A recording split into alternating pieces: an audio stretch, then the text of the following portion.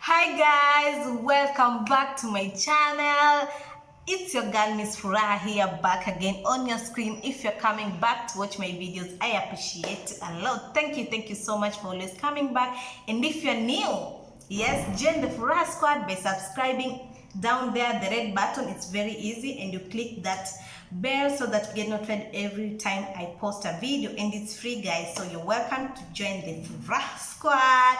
So today, guys, I want to share with you how I cook my chapatis. If you know me, I'm not that much of a chapati person. I do it once in a while if I miss them, and that's why it took so long for me to master it. But now I can proudly do it anytime, any day. So I'm here just to share you my recipe, and if you like it, give it a thumbs up and comment below. Let me know how you do it too, so that I can learn one or two from you guys. Let's get right into the video.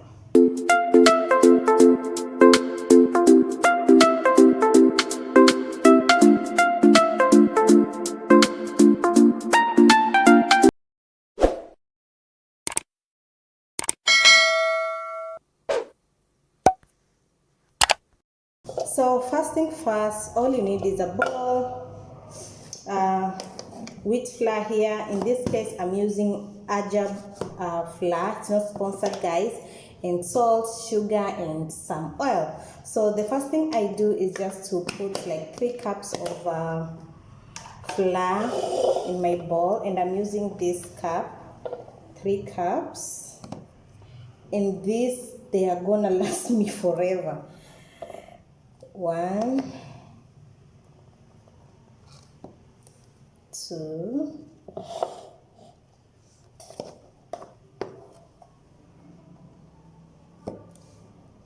3. So I think that's enough. That's enough. I don't need more. I can just add a little. Okay, so we have our flour right there. The next thing, I'm gonna add 1 teaspoon of salt.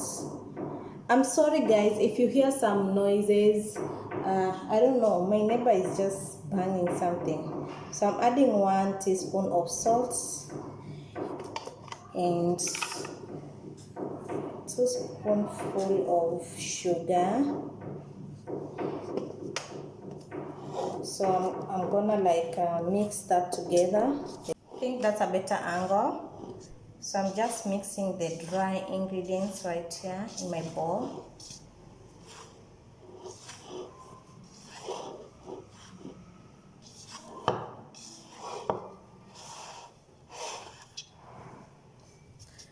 So after mixing that, the next thing I'm gonna add oil.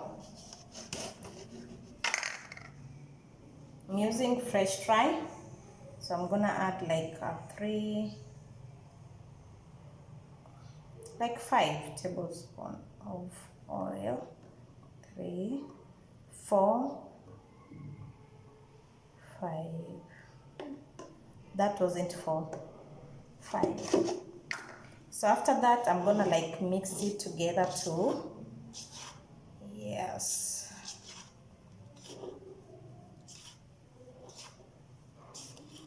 Yes, when it comes to chapati, guys, you have to get your hands dirty. Yes, you have to get your hands dirty.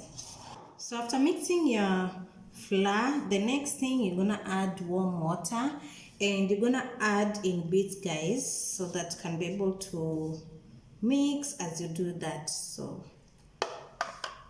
this is just to avoid putting so much water and your dough to be too soft. So just gonna mix that, and you add as you go.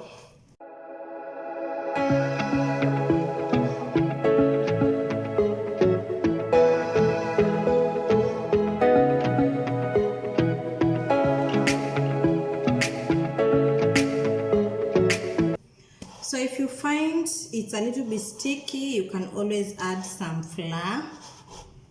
Yeah, there's no like formula. That's why I was saying you add water little by little. So I'm gonna add some flour to this.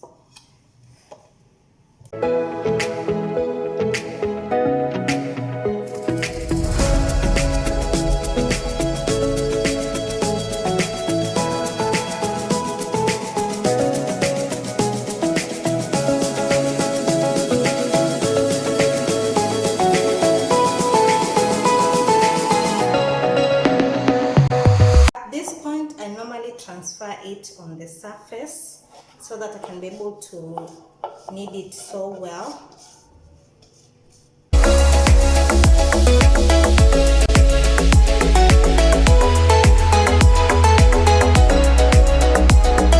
I can see my dough is now soft, so I'm gonna transfer it back to my bowl and just add a little bit of oil.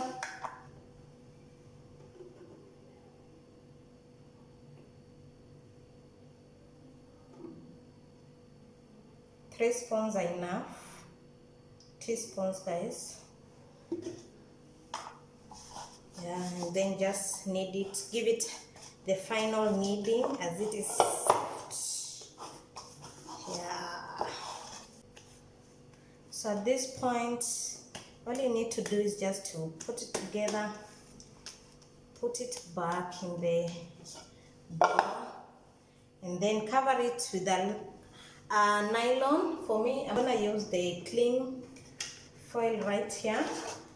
If you don't have this one, you can just use the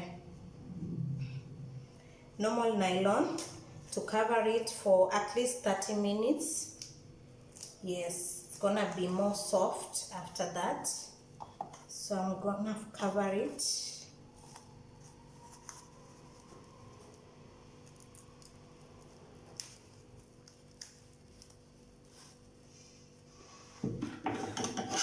Forgot I have scissors right here.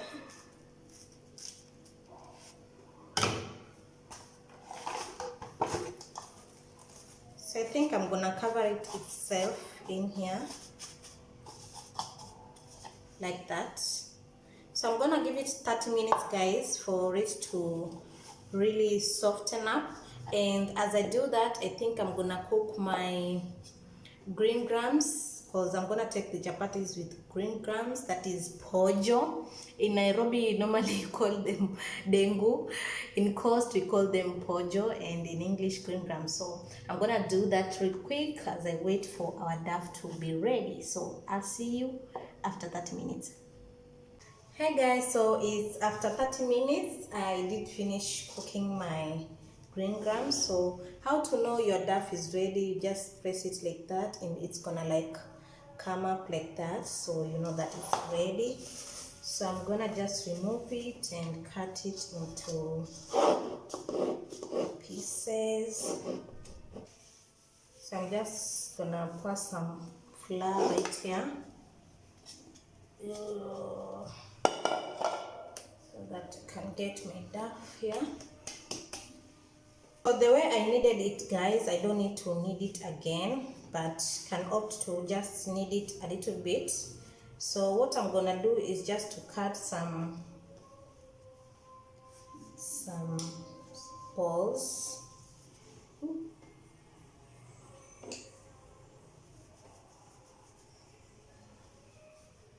The sizes you want. So out of this measurement of 3 cups, I'm gonna get 9 chapatis. Yeah. So after just cutting them into sizes, the next thing I'm gonna do is just take one at a time, just knead it to a circle and just add some oil. Now this is whereby people have different designs on how they do it. So for me to get that perfect layered chapati, all I do is just take one like this. Make sure you cover it with flour up and down. You get your kneading stick, make sure it's dry, and you can just dust it with some flour. So after you do that, I'm gonna like knead it into a circle. It doesn't have to be that perfect, this one, because we are going to fold it back. So for me, I like doing an oval shape to it, and then add some oil. Make sure you have some oil. Just add it like that. And then I normally fold it like this. Now this is where different people do different styles. So for me, this always works for me. So I normally do that and then do like this so that I can lengthen the dark right here. As you can see, the mini dark. So into like a straight line like this. And then after that, I'm folding it round. I don't know if you guys can see, but I'm just folding it round like this. And then after that, I'm gonna just swing this one and then seal it in the middle right there. So guys, because of this shape right here, let me just get you closer. Because of this shape, this is what it's gonna form the layers as you cook them. So this is how I do it. So after that, I'm gonna keep it aside and do the rest of the mini duffs right here. So here they are, and this is the shape that I was talking about, the spiral shape. That's the shape that it's gonna form your layered chapati. So after here, it's just a matter of to just what's the other name of kusukuma? Anyway, to just knead it to the circle shape and just cook it. This is the pan that I'm gonna use. As you can see, it's a very thick pan, and this is the pan usually most African we use. Most others use the other pan that is very thin, but this one is preferable for chapati because it's thick, and I think it's because it's not easy for your chapatis to get burnt using this, and it also uses minimum heat because when it's hot you can just cook your chapatis pretty quick. So yeah, this is what I'm gonna use today. So guys, I switch on my gas there and I put the pan. So normally you give it a little bit of time for it to be hot. So as you do that, this is when that you're going to be real quick and knead your chapatis. Now this is where most of us find ourselves creating African maps. Okay, so you want to make this round. It's not the same as the one that I was doing, so I'm gonna be keen here. So you're gonna knead from the center towards the outer corners, and make sure you don't like overdo the center part so that your chapatis won't be hard right there. So yeah, let's do this. I hope I produce perfect round chapati. Ooh, God is upgrading nowadays. Ish. Oh, look at that. Perfect size. There you go guys, look how perfect that is. If I bring you closer, you can see some layers. So that's what forms the layers that you're gonna see and as the end results. So I think our pan is now warm. So I normally carry it like that. And then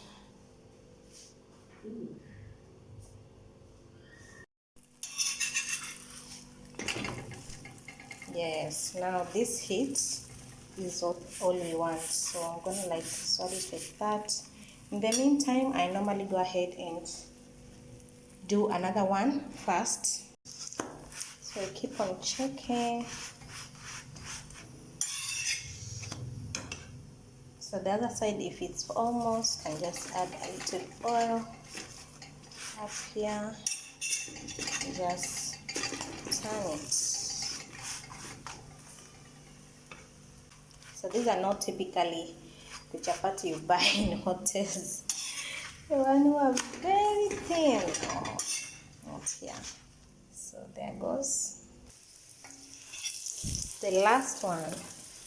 Funny thing, most of the last chapatis they are crooked, but mine is perfect.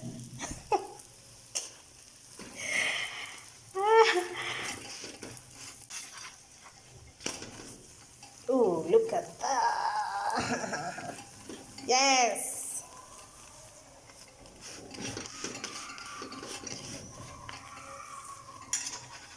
Last one, last one, last one. Ooh. It's hot, guys. What? Food is ready, guys. Look at that. Look at that, guys. Like that chapati is just perfect. So here they are, and I've done this so that you can see all the layers, guys. This is what I mean when I say layered chapati. It has some layers. Yes, and that's it. That's my meal right there. So I can't wait to dig in. Let me just try this one out with you guys. So let me test for you with the green grams right here. So I'm gonna take like one chapati. Honestly, I don't eat too much chapati. One, I'm always full.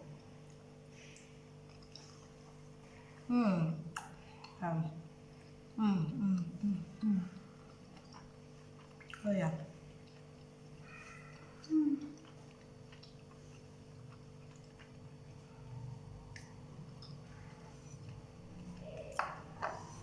Let me not finish it here, guys. I hope you've learned one or two things here. If there's something that you do differently when cooking chapati, just comment below. This is a Kenyan meal, a signature Kenyan meal that we normally enjoy with everything. Is it cereals? Is it beef? Is it liver? You can just enjoy literally anything with chapati, and we love it so much. So I hope if you're not Kenyan, dare yourself and try it out, and come and comment below. I would love to hear your comment. So that is how I cook my chapati, my layered chapati. So normally some cook very thin chapatis. I love mine layered. So that's how I cook it. So if you love this video, show me some love. Just give it a like and comment below. Let me know your thoughts. Let me know your thoughts, and I will really appreciate. If you're new, join the Furaha Squad. You're welcome here. See you on the next one. Ciao, ciao.